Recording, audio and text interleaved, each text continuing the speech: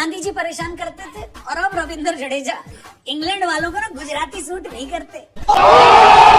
उठा तो एसनिया में तो नहीं उठ गया। ऑस्ट्रेलिया ओपन में जोकोविच सेमीफाइनल हार चुके थे, ऑस्ट्रेलिया में ही चल रहे हैं। Australia versus West Indies test match में अब वेस्ट इंडीज वाले भी गाबा का ढाबा बनाने वाली पोजीशन में आ चुके हैं। ये दोनों चीजें देखकर विश्वास ही नहीं हो रहा था कि मैं सही दुनिया में हूँ, इसलिए मैंने सोचा कि ट्विटर पर जाकर माइकल वॉन का भिंडी रोना देख लेते हैं। कुछ ना कुछ तो लिखा ही होगा पिच के लिए, लेकिन वहां जाकर मुझे पता चला कि माइकल वॉन ने कहा कि गलती पिच की नहीं बल्कि इंग्लैंडियों की है। हे प्रभु, हे हरिराम कृष्ण जगन्नाथ प्रेमानंद, ये क्या हुआ?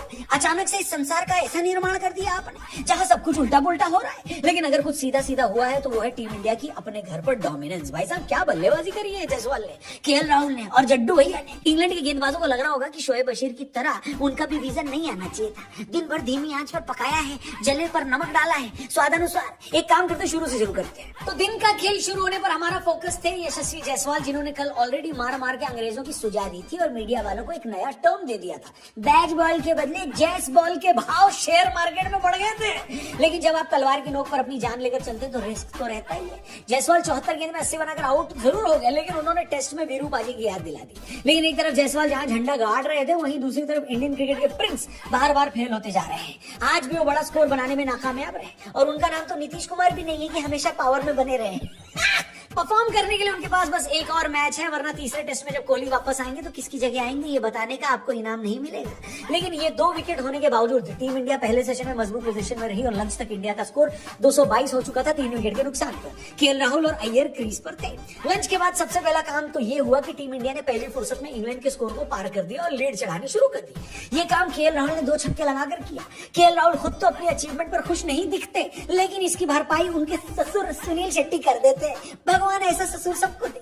लेकिन फिर सुनील शेट्टी को आज दुख भी बहुत हुआ होगा, क्योंकि केएल राहुल अपनी सेंचुरी से चूक गए और 86 बनाकर आउट हो गए। श्रेयस अय्यर भी 35 के स्कोर पर रेहान अहमद का शिकार बने। लेकिन जडेजा भाई के आगे कोई बोल सकता है क्या? जड्डू भाई एकमात्र एक्टिव क्रिकेटर जो अयोध्या गए और वहां से आते ही उनको इसका फायदा भी मिला। चाय तक इंडिया का स्कोर 5 विकेट के नुकसान पर 309 हो चुका था। जडेजा 45 बनाकर नॉट आउट और उनके साथ विकेट कीपर भरत 9 रन बनाकर खेल रहे थे। इंग्लैंड के ऊपर 63 की लीड चढ़ गई थी और उनको समझ में आ गया होगा कि गई भैंस वाटर में, बोले थे पानी में।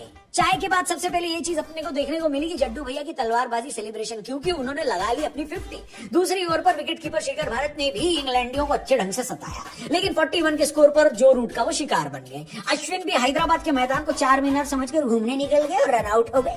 इंग्लैंडियों को लगा होगा कि 2 विकेट जल्दी जल्दी मिल गए, अब जल्दी जल्दी टीम इंडिया को निपटा देंगे। लेकिन जिस तरह मैंने आपको कल बताया था कि अश्विन, जडेजा और अक्षर ही ये तिकड़ी स्पिन गेंदबाजी एक तरह से टीम इंडिया के लिए चीट कोड है, इसका अंदाजा आपको बैटिंग में और ज्यादा लगता है, क्योंकि तीनों ही बेहतरीन बैटर्स भी हैं। 9वें नंबर पर खेलने आए अक्षर ने रविंद्र के साथ मिलकर, जी जड्डू भैया के साथ मिलकर एक और पार्टनरशिप लगा डाली और गुजरातियों का अंग्रेजों को परेशान करने का चलन 2024 में भी जारी रहा, वो भी रिपब्लिक डे के दिन। रिपब्लिक डे का खेल खत्म होने तक टीम इंडिया ने पहली पारी में 431 बना लिए 7 विकेट के नुकसान पर, यानी इंग्लैंड पर 175 रन की लीड हासिल कर ली है। यानी 3 दिन में मैच खत्म होने की मेरी प्रेडिक्शन बिल्कुल सही दिशा पटानी में, बिल्कुल सही दिशा में जा रही है। लेकिन कल फिर से उठना है, जडेजा भाऊ की सेंचुरी, उनका तलवारबाजी वाला सेलिब्रेशन देखना है, अक्षर बापू की धुआंधार तेज बैटिंग देखनी है और इंग्लैंडियों का लटका हुआ मुंह देखना है। आप भी जरा जड्डू भाई और अक्षर बापू की तारीफ में अगर कुछ लिखना चाहो तो कमेंट बॉक्स खुला हुआ है।